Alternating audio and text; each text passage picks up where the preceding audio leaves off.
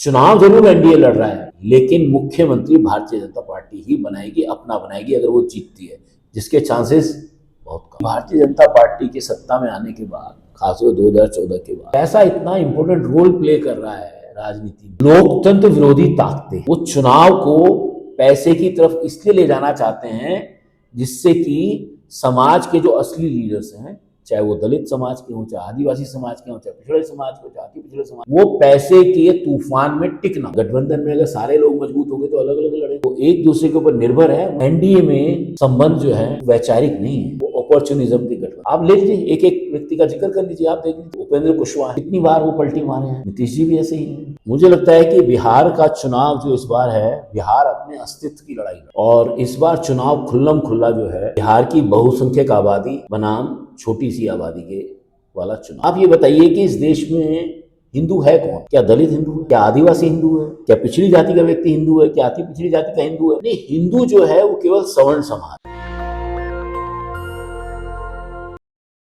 मेरे साथ नैकडोर के संस्थापक अशोक भारती जी हैं, जो खासकर जो दलित पिछड़े, अति पिछड़े, महादलित का जो इकोनॉमिकल पोर्शन है, जो आर्थिक जो न्याय है, उस पर इनकी लड़ाई है कि उनको आर्थिक न्याय कैसे मिले। जब तक आपको सिस्टम में हिस्सेदारी नहीं मिलेगी, आर्थिक न्याय नहीं मिलेगी, तब तक आपका आंदोलन, मिशन, मूवमेंट, भागीदारी बढ़ेगी नहीं। बिहार में इन्होंने एक बड़ी बैठक भी की है, जिसमें इंडिया गठबंधन के तेजस्वी यादव, मुकेश सहनी भी आए थे। सर, चुनाव है और आप दलित हितों के बड़े पैरोकार हैं, बहुजन हितों के बड़े पैरोकार हैं, कैसे देख रहे हैं बिहार के चुनाव? देखिए, मुझे लगता है कि बिहार का चुनाव जो इस बार है, बिहार अपने अस्तित्व की लड़ाई लड़ रहा है, और इस बार चुनाव खुल्लम खुल्ला जो है बिहार की बहुसंख्यक आबादी बनाम छोटी सी आबादी के वाला चुनाव है। और जैसा कि हम देख रहे हैं कि जो टिकट डिस्ट्रीब्यूशन है, उन टिकट डिस्ट्रीब्यूशन से पता लग रहा है कि कौन सी पार्टी किसको किस समाज की है, और जो पार्टी जिस समाज की वो उसको मुख्यमंत्री बनाएगी।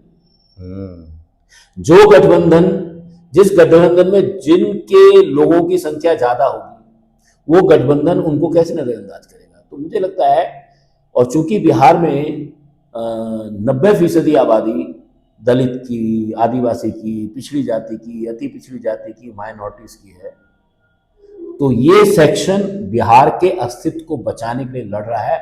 और इस बार हमारा अंदाजा ऐसा है, जमीनी अंदाजा हमारे बताता है कि इस बार बिहार में बदलाव होना तय है। क्या लग रहा है, बीजेपी ने 49 टिकट दिए हैं सिर्फ सवर्ण समाज को 101 टिकट में, इसे कैसे देख रहे हैं? क्या उनका जो एजेंडा है सवर्ण मुख्यमंत्री का, अब एक तो अपनी सरकार और उसमें भी सवर्ण मुख्यमंत्री? नहीं, बिल्कुल मैं समझता हूं कि वो क्यों ना करें। आप ये बताइए कि इस देश में हिंदू है कौन? क्या दलित हिंदू है? क्या आदिवासी हिंदू है? क्या पिछड़ी जाति का व्यक्ति हिंदू है? क्या अति पिछड़ी जाति का हिंदू है? जब ये हिंदू है ही नहीं, हक अधिकार के मामले में तो नहीं है ना, तो इसलिए नहीं, हिंदू वोट के लिए है। नहीं, हिंदू जो है वो केवल सवर्ण समाज है। तो जो पार्टी खुलकर हिंदू राष्ट्र बनाना चाहती है, यानी वो सवर्ण राष्ट्र बनाना चाहती है, और मैं समझता हूं कि मैं इसमें बीजेपी को गलत नहीं मानता। जिसकी पार्टी होगा वो उसी सेक्शन की लड़ाई लड़ता है। लेकिन आश्चर्य में इस बात का होता है कि जब दलितों की पार्टियां, पिछड़ियों की पार्टियां, अति पिछड़ों की जातियां जो है वो सवर्णों की पिछड़ों को बनने लगती। तो मैं इंडिया गठबंधन, अभी एनडीए पर बात कर रहा हूँ, चिराग पासवान ने 50%, 29 में से लगभग 15 टिकट उन्होंने सवर्ण समाज को दिया है। हाँ, दिया है ना, क्योंकि इसलिए तो इतना लंबा टीका लगाते हैं। वो बता के कहते हैं कि भाई मैं दलितों का आदमी नहीं हूं, मैं तो हिंदू समाज का आदमी हूं। लेकिन रामविलास जी का बहुत योगदान है। देखिए, रामविलास पासवान और चिराग पासवान में जमीन आसमान का फर्क है। आपने रामविलास पासवान जी के हाथ में बड़े बड़े कलावे देखे, हिंदुओं के सिंबल देखे थे उनके पास कभी? क्या रामविलास जी कभी पब्लिक लाइफ में इतने लंबे लंबे टीके लगाकर आए क्या? हमें तो याद है, हमने तो कहा मामले में तो माझी जी ने भी सिर्फ 2 टिकट दिया है, 6 में 2 दिया है सवर्णों को, वो भी कम है। उपेंद्र कुशवाहा ने 6 में 3 दिया है। हाँ, ये क्या है कि ये मुझे बीजेपी और चिराग पासवान, क्या लग रहा है बीजेपी जो वादा करते हुए दिख रही है कि चिराग जी को मुख्यमंत्री मान लेगी, वो मान लेंगे? आपको लगता है? बिल्कुल नहीं। देखिए, भारतीय जनता पार्टी यहाँ पर पिछड़े समाज के मुख्यमंत्री को जब हटा रही है,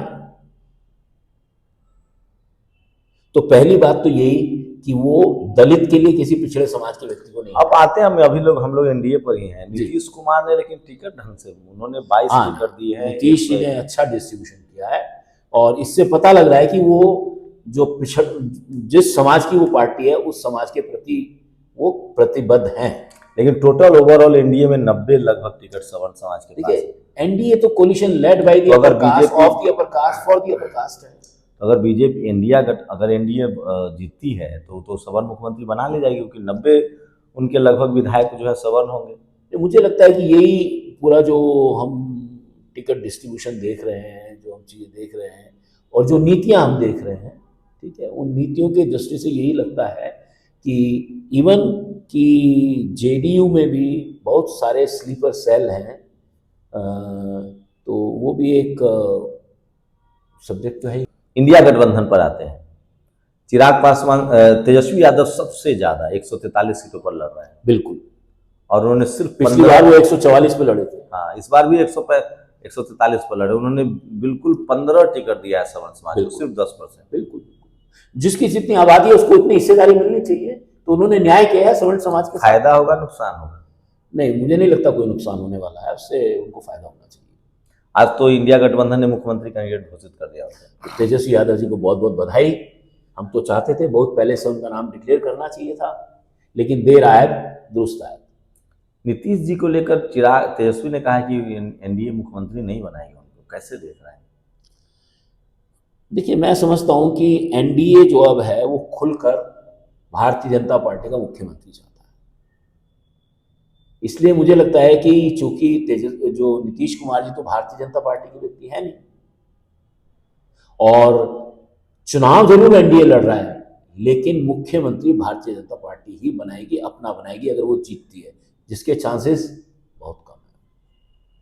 तो आप कैसे देख रहे हैं? क्या नीतीश कुमार, और कुछ लोग कह रहे हैं कि नीतीश कुमार और तेजस्वी यादव लोग टच में हैं, कोशिश हो रही है कि पहले चुनाव लड़ लिया जाए, उसके बाद बात की स्थिति बाद में देखेंगे। देखिए, बिहार अमित शाह के जिस तरह से बयान आया, चिराग पासवान के बयान आया, नीतीश जी सचेत हो गए होंगे।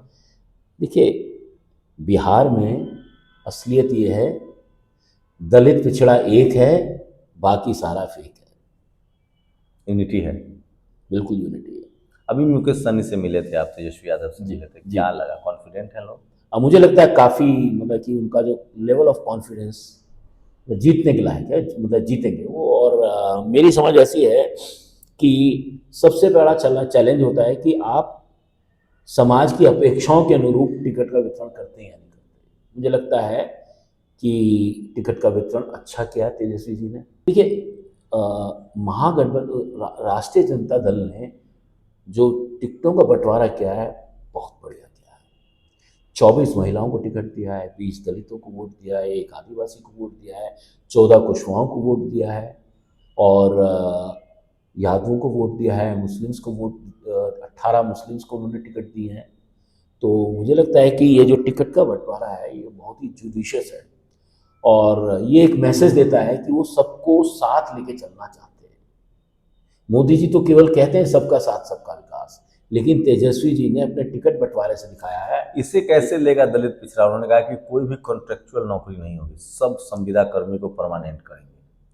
ये देखिए बहुत अच्छा कदम है, लेकिन उसमें एक बात जरूर मैं आरजेडी और तेजस्वी जी की निगाह में, वैसे हमने तो जो उनको मेमोरेंडम दिया है उसमें उन्होंने कहा है कि जो संविधान की नौकरी है उसमें अनुसूचित जाति, जनजाति, पिछड़ी जाति, अति पिछड़ी जाति का जो शेयर है उसको सुनिश्चित करना चाहिए। उसको सुनिश्चित किए बिना मैं समझता हूँ थोड़ा उनको सोचना चाहिए, और मैं ये चाहता हूँ कि सरकार को संविधान पे सरकारी नौकरी में जब तब्दील होगी तो रिजर्वेशन तो इम्प्लीमेंट होगा ही। मैं जो है उन लोगों में से हूँ जो ये मानता है कि जब तक चीज़ें हो ना जाएं तब तक उनको स्वीकार करना मुश्किल होता है। मैं ये कहना चाह रहा था कि जब वो रेगुलराइज करें तो ये सुनिश्चित करें कि इन समाजों का कोटा उसमें मौजूद रहे, और साथ के साथ कि अब जो भी आउटसोर्सिंग पर एम्प्लॉयमेंट हो उसको लेकर नीति बने, और उस नीति में जो सरकार की परमानेंट जॉब्स के लिए जो नीति है उसी नीति को सख्ती के साथ लागू किया जाए।